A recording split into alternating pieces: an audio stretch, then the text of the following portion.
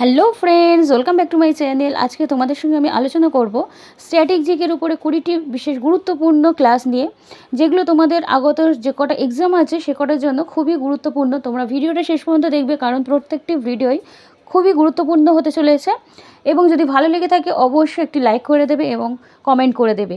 এবার তোমরা যারা আমার স্পেশাল ক্লাসগুলো করতে চাইছো, যেমন ক্লার্কশিপ, মিসলেনিয়াস এবং ডাব্লিউবিপি কেপি স্পেশাল ক্লাস চলছে, যারা করতে চাইছো তারা অবশ্যই তোমরা ডেসক্রিপশন বক্সে এই লিঙ্ক পেয়ে যাবে, সেখান থেকে তোমরা জয়েন করতে পারবে। এছাড়াও যারা বুঝতে পারছো না তারা টেলিগ্রাম চ্যানেলের লিঙ্ক আছে, সেখান থেকে জয়েন করে আমাকে জিজ্ঞেস করে নেবে কীভাবে তোমাদের জয়েন হতে হবে।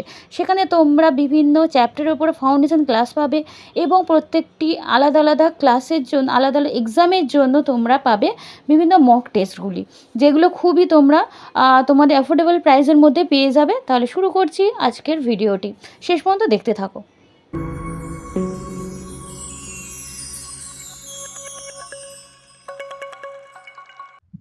দেশপ্রাণ নামে পরিচিত কোন ব্যক্তি? অপশনগুলো দেখো: যতীন্দ্রমোহন সেনগুপ্ত, বীরেন্দ্রনাথ শাসমল, চিত্তরঞ্জন দাস না গোপালকৃষ্ণ গোখলে। দেশপ্রাণ নামে পরিচিত ব্যক্তি হলেন যতীন্দ্রমোহন সেনগুপ্ত। এবার দেখো বিভিন্ন ব্যক্তিদের উপনাম, সেগুলো ভালো করে তোমরা একবার করে অন্তত দেখে রাখো। তোমাদের যখন এক্সামে পড়বে তোমাদের অ্যান্সার করতে খুবই সুবিধা হবে। দেশপ্রিয় নামে পরিচিত যতীন্দ্রমোহন সেনগুপ্ত, দেশপ্রাণ নামে পরিচিত বীরেন্দ্রনাথ শাসমল, দেশবন্ধু চিত্তরঞ্জন দাস, দেশরত্ন রাজেন্দ্র প্রসাদ, সীমান্ত গান্ধী নামে পরিচিত খান আব্দুল গফ্ফর খান, লোকমান্য বাল গঙ্গাধর তিলক, ফুয়েরার হিটলার, মহামান্য নামে পরিচিত মদন মোহন মালব্য, ভারতের নেপোলিয়ন সমুদ্রগুপ্ত, ভারতের ম্যাকিয়াভেলি চাণক্য, লৌহমানব নামে পরিচিত বল্লভভাই প্যাটেল, মহাত্মা নামে পরিচিত Mohandas Karamchand Gandhi, grand old man of India দাদাভাই নওরোজি, চাচা নামে পরিচিত জওহরলাল নেহেরু, রাজাজি রাজা গোপালাচারী, ভারতের শেক্সপিয়ার নামে পরিচিত কালিদাস, ভারতের নাইটেঙ্গেল নামে সরোজিনী নায়ডু, ভারতের শান্তিমান্যব নামে পরিচিত লাল বাহাদুর শাস্ত্রী, হরিয়ানার হ্যারিকেন হলেন কপিল দেব, রাষ্ট্রগুরু নামে কে পরিচিত সুরেন্দ্রনাথ ব্যানার্জি, লোকনায়ক নামে পরিচিত জয়প্রকাশ নারায়ণ, লোকপ্রিয় গোপীনাথ বরদৌলি, লোকহিতবাদী গোপাল হরি দেশমুখ। দেখো এই উপনাম সম্পর্কিত প্রশ্ন প্রচুর প্রচুর পেয়ে যাবে তোমরা, কিন্তু যেগুলো খুবই কমন সেইগুলো আমি তোমাদের জন্য রেখেছি। বেশি প্রশ্ন পড়ে মাথা ভারী করে লাভ নেই, কারণ সামনে এক্সাম। তোমাদের খুবই শর্টলিট উপায়ে তোমাদের প্রিপারেশনটা নিতে হবে। স্মার্টলি ওয়েতে তোমরা এগিয়ে যাও, দেখবে তোমরা খুব ভালো রেজাল্ট পাবে। চলে যাচ্ছি পরের প্রশ্নে। অতীতের অবশেষ সংক্রান্ত বিদ্যাকে কি বলে? আর্কিওলজি, বায়োগ্রাফি, কার্টোলজি না ফিলোলজি? অতীতের অবশেষ সংক্রান্ত বিদ্যাকে বলা হয় আর্কিওলজি। এবার দেখো আরো যেসব বিদ্যাগুলো আছে সেগুলো একটু দেখে নাও।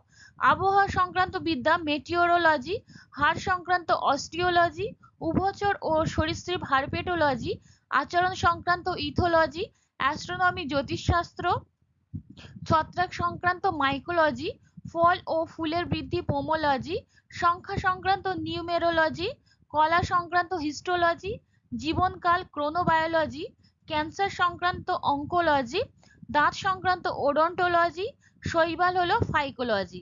এবার দেখো মৎস্য চাষকে কি বলা হয়?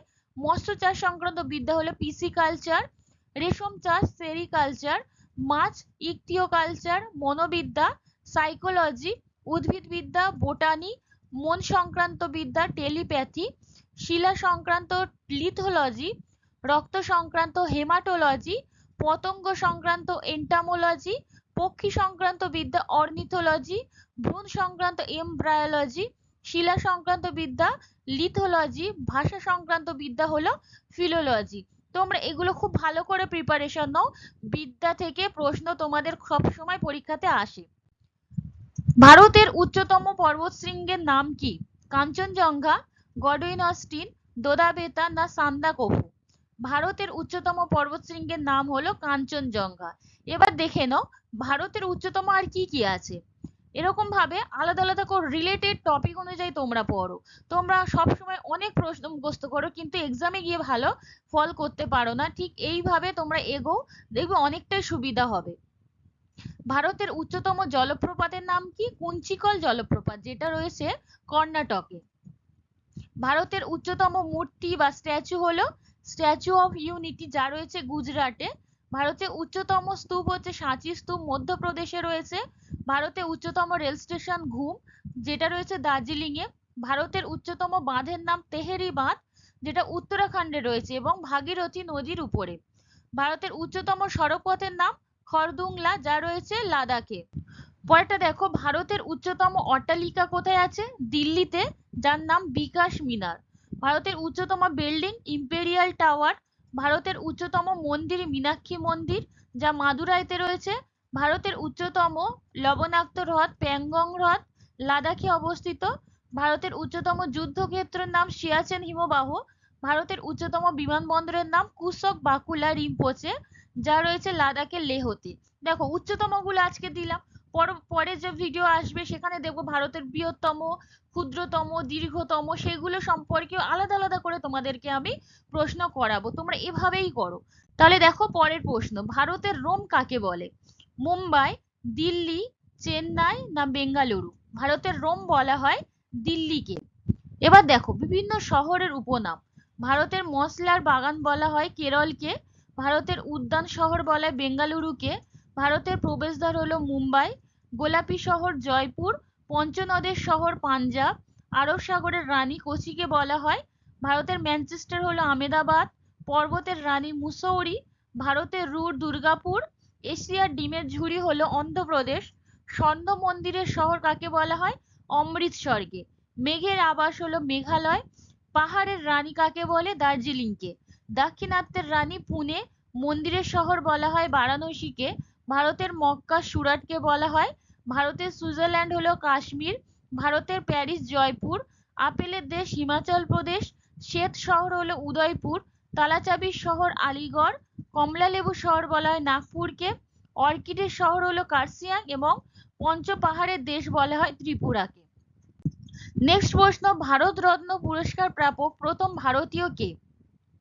অপশন দেখো, রাজা গোপালাচারী, সিভি রমন, সর্বপল্লী রাধাকৃষ্ণন নাকি সবকটিই ঠিক। দেখো, ভারতরত্ন পুরস্কার এনাদের মধ্যে প্রত্যেকেই পেয়েছিলেন একই সাথে একই সালে।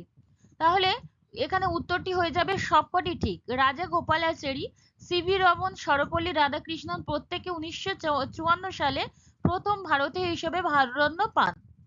রাষ্ট্রপতি হিসাবে প্রথম ভারতরত্ন কে পেয়েছিলেন? এবার প্রশ্নটা ঘুরিয়ে আসতে পারে, প্রথম ভারতরত্ন তো এদের সবাই, কিন্তু রাষ্ট্রপতি হিসাবে প্রথম কে পেয়েছিলেন? 1954 সালে সর্বপল্লী রাধাকৃষ্ণন প্রথমবার ভারতরত্ন পেয়েছিলেন রাষ্ট্রপতি হিসাবে। মরণোত্তর প্রথম ভারতরত্ন কে পেয়েছেন? লাল বাহাদুর শাস্ত্রী 1966 সালে। শিল্পপতি হিসাবে পান জে আর ডি টাটা 1992 সালে। মহিলা হিসেবে প্রথম ভারতরত্ন কে পেয়েছেন? 1971 সালে ইন্দিরা গান্ধী। খেলোয়াড় হিসেবে প্রথম ভারতরত্ন কে পান?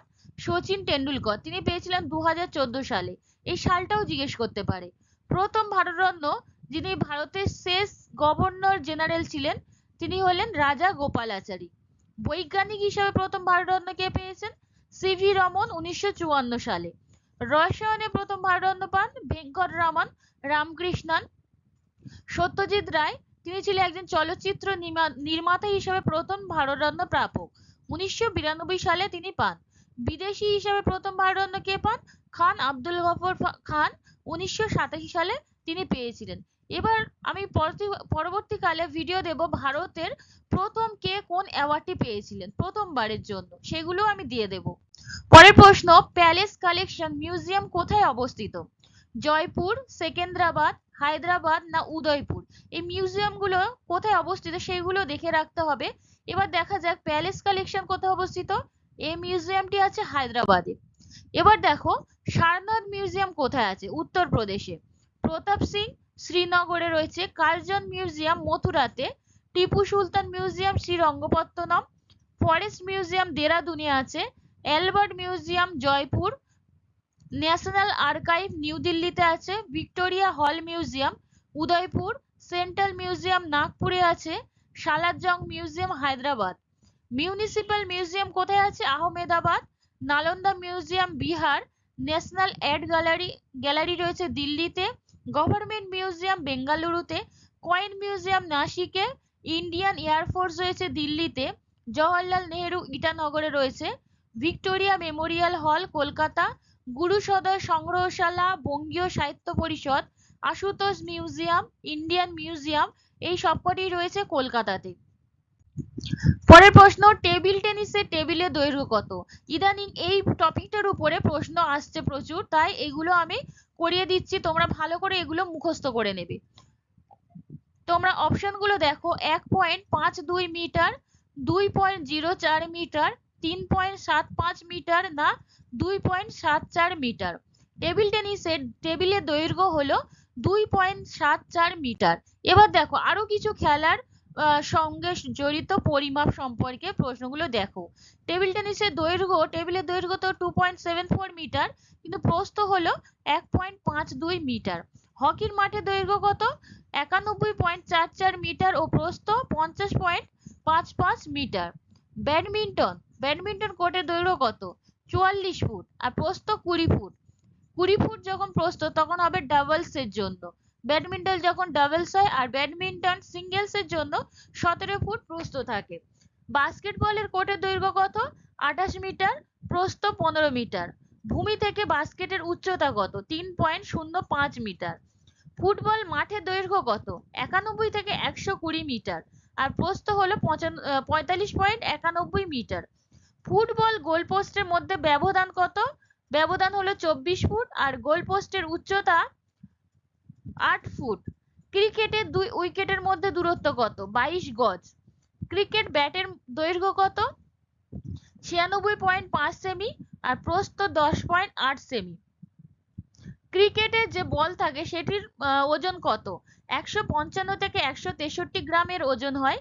পোলো খেলায় দুটি গোলপোস্টের মধ্যে ব্যবধান কত? 288.60 মিটার।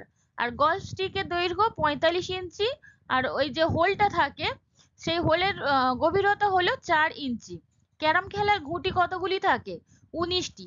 আর দাবা খেলায় দাবা বোর্ডে যে ঘরগুলো থাকে সেটা হলো 64টি ঘর থাকে। ম্যারাথন দৌড়ের দূরত্ব কত হয়? 26 মাইল 385 গজ। দেখো এই টপিকটা একটু কঠিন মনে হলেও এইটা করলে তোমরা লাভ পাবে, তাহলে তোমরা একটু মুখস্থ করে নিলে অন্যদের থেকে তোমরা সবসময় এগিয়ে থাকবে। চলে যাচ্ছি পরের প্রশ্নে। ভারতের মধ্যে ঘানা পাখিরালয় কোথায় অবস্থিত? পাঞ্জাবে, সিকিম, পশ্চিমবঙ্গ না রাজস্থানে? ভারতে অবস্থিত ঘানা পাখিরালয়টি রাজস্থানে অবস্থিত। এবার দেখো বিভিন্ন পাখিরালয়ের নাম এবং সেগুলো কোন রাজ্যে অবস্থিত। কুলিক পাখিরালয়, চিন্তামণি কর পাখিরালয়, রসিকবিল পাখিরালয়, এই তিনটে অবস্থিত পশ্চিমবঙ্গে। ঘানা পাখিরালয় রাজস্থানে, ভরতপুর পাখিরালয় রাজস্থানে অবস্থিত, হরিকা লেক পাখিরালয় পাঞ্জাবে অবস্থিত, সেলিম আলী গোয়াতে আছে, কোলেরু পাখিরালয় অন্ধ্রপ্রদেশ, নবাবগঞ্জ পাখিরালয় উত্তরপ্রদেশ, নলবন পাখিরালয়টি আছে ওড়িশাতে, নল সরোবর পাখিরালয় গুজরাট, ঘাটপ্রভা পাখিরালয় রয়েছে কর্ণাটকে। এই পাখিরালয়গুলো দিয়ে দিলাম। পরে আমি কোথায় বাঘ সংগ্রহ করা, সিংহ, এইগুলো আমি আলাদা আলাদা করে তোমাদেরকে প্রোভাইড করব। চলে যাচ্ছি পরের প্রশ্নে। ভারতের প্রাচীনতম বন্দরের নাম কি? কলকাতা, হলদিয়া, চেন্নাই না কান্দালা? ভারতের প্রাচীনতম বন্দরের নাম হলো কলকাতা।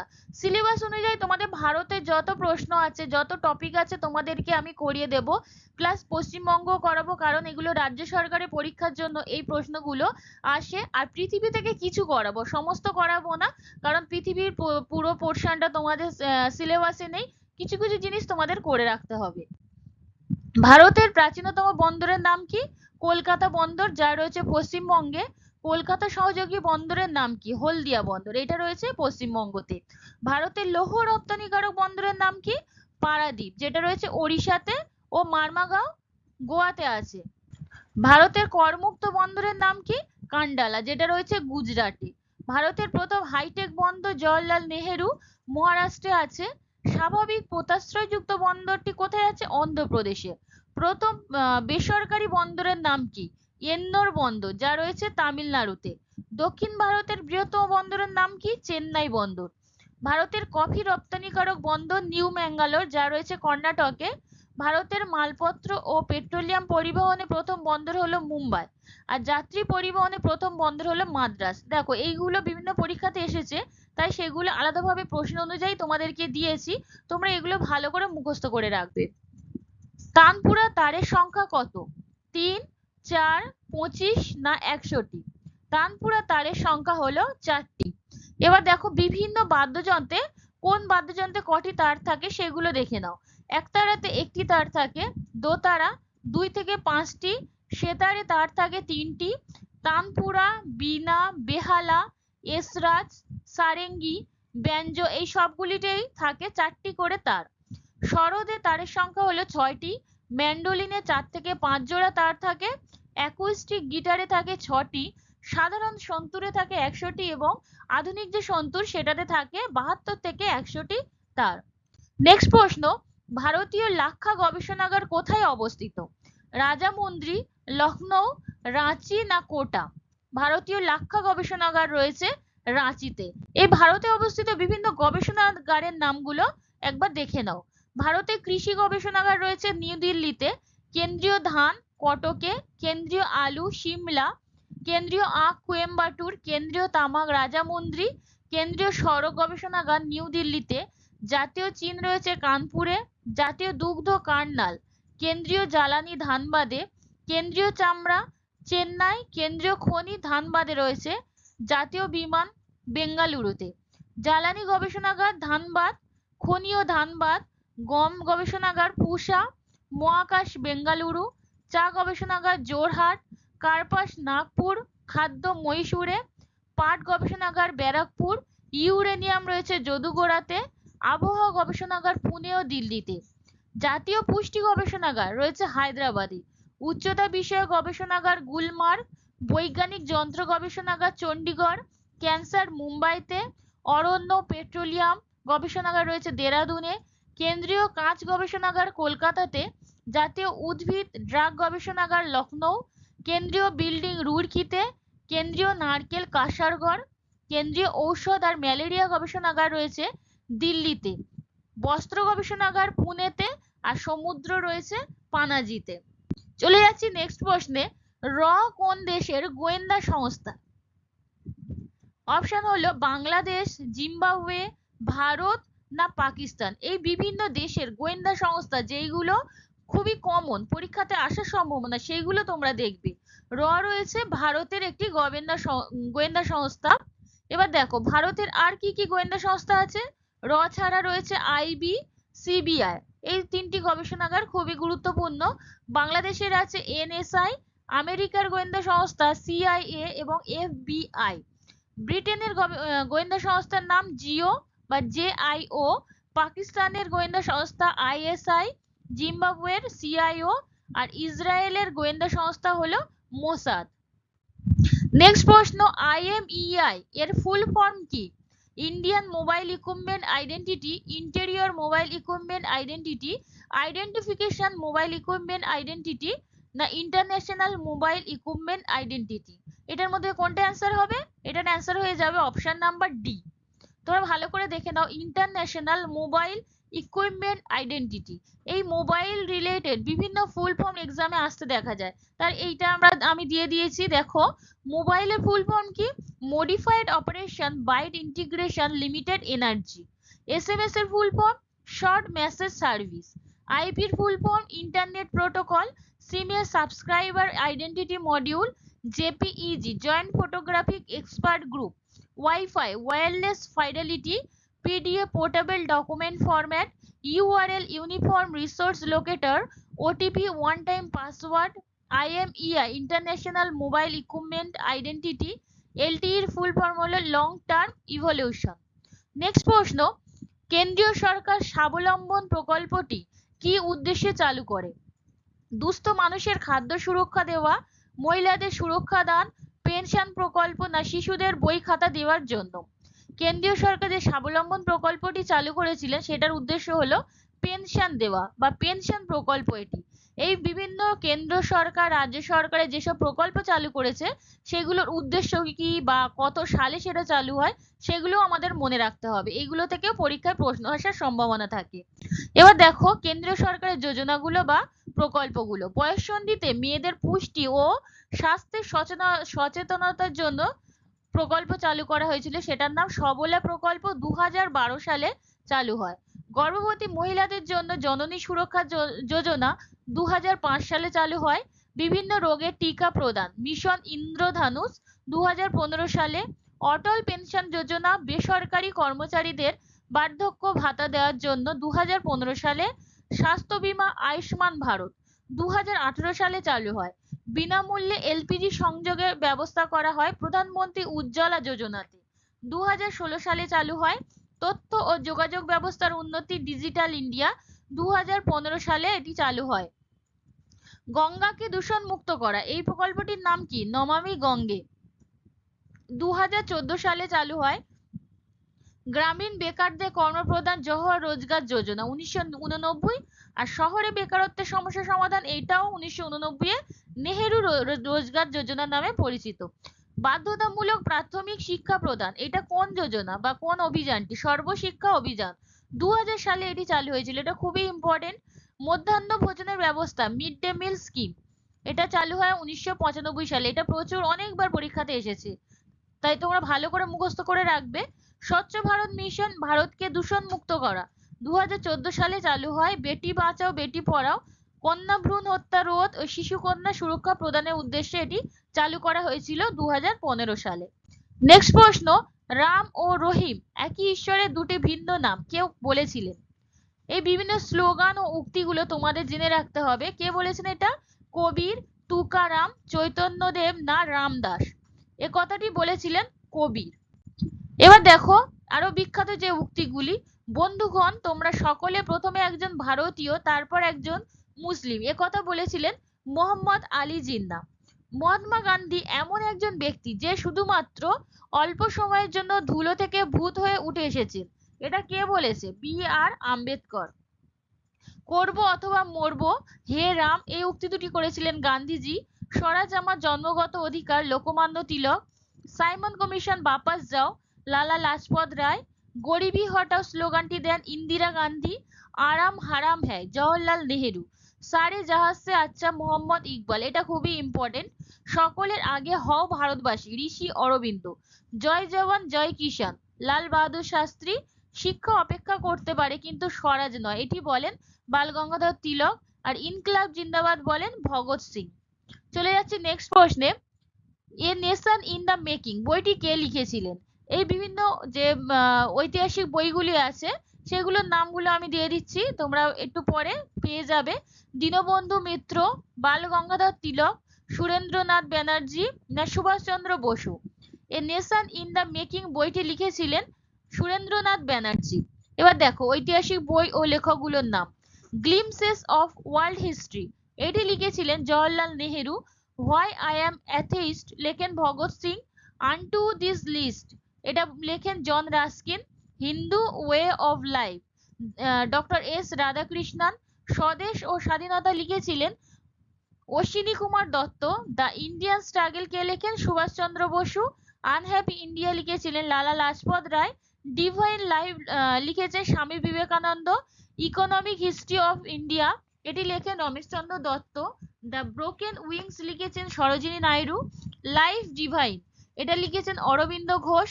ডিসকভারি অফ ইন্ডিয়া কে লিখেছেন Jawaharlal Nehru. Arctic home in the Vedas, এটা লিখেছেন বাল গঙ্গাধর তিলক। আরো অনেক বুকস অ্যান্ড অথর্স এর উপর প্রচুর প্রশ্ন আছে, আমি আলাদা আলাদা করে সেগুলো দেব। আজকের ঐতিহাসিক বই সম্বন্ধিত বইগুলো আমি দিয়ে দিলাম। পরের প্রশ্ন, আধার কার্ডে কতগুলো ডিজিট থাকে? দেখো এটা নতুনত্ব একটি টপিক, এইগুলো থেকে পরীক্ষায় প্রশ্ন আসে, তাই আমি তোমাদের জন্য স্পেশাল এই টপিকটি বানিয়েছি, তোমরা দেখে নাও। 10টি, 11টি, 12টি না 14টি? আধার কার্ডে ডিজিট থাকে 12টি। দেখো ডেবিট কার্ডে কটি ডিজিট থাকে? 16টি। ক্রেডিট কার্ডে 16 থেকে 19টি। প্যান কার্ড, ভোটার কার্ডে থাকে 10টি করে ডিজিট। স্বাস্থ্য সাথী কার্ডে থাকে 17টি ডিজিট। পোস্টাল কোডে থাকে 6টি। বিভিন্ন দেশের কোডে ডিজিট কটা? 2টি। ওটিপি কোড, ওটিপিতে কোড কটি আসে? 4টি বা 6টি? এই ওটিপির ফুল ফর্ম কি? One time password. সিএসসি অর্থাৎ কার্ড নিরাপত্তা কোড, এটিতে থাকে 3 থেকে 4টি ডিজিট থাকে। পাসপোর্টে ডিজিট থাকে কটি? 9টি। পিএনআর, পিএনআর এ কটি নাম্বার থাকে? 10টি। প্যাসেঞ্জার নেম রেকর্ড, টিকিটের পিছনে এই পিএনআর নাম্বারটি পাওয়া যায়, এখান থেকে প্যাসেঞ্জারের আইডি প্রুফ সম্বন্ধিত কিছু তথ্য থাকে। তাহলে তোমরা এই টপিকটি নতুনত্ব একটি পেলে তোমরা ভালো করে এটা প্রিপারেশনটা নেবে, কারণ এর থেকে প্রশ্ন এসেছে তাই আমি বানিয়েছি। পরের প্রশ্ন, নতুন 20 টাকার নোটে কিসের ছবি থাকে? কোণারকের সূর্য মন্দির, রানী কি ভাব, হাম্পি না ইলোরার গুহা? নতুন 20 টাকার নোটে ছবি থাকে ইলোরার গুহার। এবার দেখো 10 টাকার নোটে কি থাকে? কোণারকের সূর্য মন্দির, 20 টাকার নোটে ইলোরার গুহা, 50 টাকার নোটে থাকে হাম্পি, 100 টাকার নোটে রানী কি ভাব, 200 টাকার নোটে থাকে সাঁচি স্তূপ, 500 টাকার নোটে লালকেল্লা এবং 2000 টাকার নোটে থাকে মঙ্গলযানের ছবি। নেক্সট প্রশ্ন, 19 নম্বর প্রশ্ন, গাটকা কোন দেশের মার্শাল আর্ট? এই মার্শাল আর্ট টপিকটা খুবই ইম্পর্টেন্ট, এটা থেকে ইদানিং প্রচুর প্রশ্ন আসছে, তাই এটা আনকমন হলেও তোমাদেরকে করে রাখতে হবে, তোমাদেরকে কি সবকটাই তোমাদের প্র্যাকটিস করে যেতে হবে। পাঞ্জাব, পশ্চিমবঙ্গ, ঝাড়খণ্ড না কর্ণাটক? গাটকা হলো পাঞ্জাবের একটি মার্শাল আর্ট। লাঠি খেলা, লাঠি খেলা কোথাকার মার্শাল আর্ট? পশ্চিমবঙ্গের। থাংটা, সারিত সারাক, চেবি গাদগা এটা হলো মণিপুরের, এটা বিখ্যাত একটি মার্শাল আর্টের নাম। কালারি পায়াত্তু কেরালার মার্শাল আর্ট। মাল্লাখাম মধ্যপ্রদেশের। মুষ্টিযুদ্ধ বারাণসীর মার্শাল আর্ট। স্কাই জম্মু কাশ্মীরের। পাইকা আখাড়া ওড়িশার মার্শাল আর্ট। মারদানি খেলা বা মারদানি খেল কোথাকার? এটা হলো মহারাষ্ট্রের। কোরি খান্দা বিহারের। কাথিসামু বান্দেশ অন্ধ্রপ্রদেশের। ইনবুয়ান রোসলিং হলো মিজোরামের। তোরা হিমাচল প্রদেশের মার্শাল আর্ট। সিলাম্বাম কুট্টু বারিসাই এগুলো হলো তামিলনাড়ুর মার্শাল আর্ট। তাই মার্শাল আর্ট গুলো দিয়ে দিলাম, তোমরা ভালো করে এটা মুখস্থ করবে, তোমরা পিডিএফ থেকে তোমরা ভালো করে প্রিপারেশনটা নিতে থাকবে। পরের প্রশ্ন, অর্থাৎ আজকের ভিডিওর শেষ প্রশ্ন, দেখো উৎসব ও রাজ্য নিয়ে এই প্রশ্নটি বানানো। কোন রাজ্যে বিশাখা উৎসব পালিত হয়? উত্তরাখণ্ড, গোয়া, তেলেঙ্গানা না অন্ধ্রপ্রদেশ? বিশাখা উৎসবটি পালিত হয় অন্ধ্রপ্রদেশে। সোলাং, সোলাং কোথাকার উৎসব? সোলাং হলো অরুণাচল প্রদেশ, এটি মূলত একটি কৃষি উৎসব। এই কৃষি উৎসব থেকে প্রশ্ন করতে দেখা যায়, তাই তোমরা ভালো করে দেখে রাখবে। ওড়িয়া হলো অরুণাচল প্রদেশের। কোনারক বাহুদা যাত্রা বালিযাত্রা ওড়িশার। ছট পূজা রাজগীর নৃত্য হলো বিহারের। সোনপুর বিহার, সোনপুর হলো বিহারের হচ্ছে একটি উৎসব, এটি ভারতের বৃহত্তম পশু মেলার নাম। চিকো, পোলো এগুলো মহারাষ্ট্রের উৎসব। এই পোলোটা কি সম্বন্ধিত উৎসব? ষাঁড়ের, এটা ষাঁড়ের খেলা সম্বন্ধিত একটি উৎসব। আন্তর্জাতিক ঘুড়ি উৎসব কোথাকার? গুজরাটের। সপ্তক সঙ্গীত উৎসব গুজরাটের। সুরজকুন্ড ক্রাফট মেলা অর্থাৎ হস্তশিল্প মেলা সুরজকুন্ড হরিয়ানার। হালদা উৎসব হিমাচল প্রদেশ। ডেকান লুম্বিনী এগুলো হলো অন্ধ্রপ্রদেশের উৎসব। ডসমোচ লে লাদাখের। পাট্টাডাকাল নাচ কোথাকার? এরা পাট্টাডাকাল নাচ কর্ণাটকের। ভিশু ওনাম থিয়াম কেরালার উৎসব। বিশু হর্নবিল নাগাল্যান্ড। দেখো এই দুটো ভিশু আর বিশুর মধ্যে একটু তফাৎ আছে, তোমরা ভালো করে খেয়াল করো। এটা VISHU ইংলিশে যদি হয় সেটা হবে কেরালা, আর বিশু BISHU এটা হলো নাগাল্যান্ডের। পুরস্কার ও বিকানার উট মেলা এটা কোথাকার? উট মেলা তোমরা মনে রাখবে সবসময় রাজস্থানে হয়, মরুভূমির এলাকা। ভাগরিয়া মধ্যপ্রদেশের মেলা। চাপড়াকুট এটা একটা নবান্ন উৎসব, মিজোরামে হয়, প্রত্যেক বছর মিজোরামে এটা পালিত হয়। আহাইয়া মেঘালয়ে। লোসুং সিকিমে হয়। লোহরি পাঞ্জাবে পালিত হয়। চুম্ফা এটা মণিপুরের একটি বিখ্যাত উৎসব। পোঙ্গল তামিলনাড়ু। খার্চি পূজা বা খার্চি উৎসব ত্রিপুরার একটি উৎসব। দেখো তোমাদের আজকে যে 20টি টপিক করালাম, এইগুলো ছাড়াও আমি প্রত্যেকটা ভিডিওতে নতুনত্ব কিছু টপিক আনার চেষ্টা করব। তোমরা প্রত্যেকটা ভিডিও ভালো করে দেখবে এবং অন্যান্য সাবজেক্ট গুলোও আমি একসাথে এগিয়ে যাব, কারণ পরীক্ষাতে প্রত্যেকটা সাবজেক্টের উপরেই তোমাদেরকে কভার করতে হবে। আর যদি আজকের ভিডিওটি তোমাদের ভালো লেগে থাকে তবে অবশ্যই সাবস্ক্রাইব করে পাশে থাকবে এবং পাশে থাকা বেল আইকনটি তোমরা প্রেস করে রাখবে, যাতে সবার প্রথমে নোটিফিকেশনটি পেয়ে যেতে পারো। তাহলে শেষ করছি আজকের ভিডিও, শেষ পর্যন্ত যারা দেখছো তাদেরকে অসংখ্য ধন্যবাদ।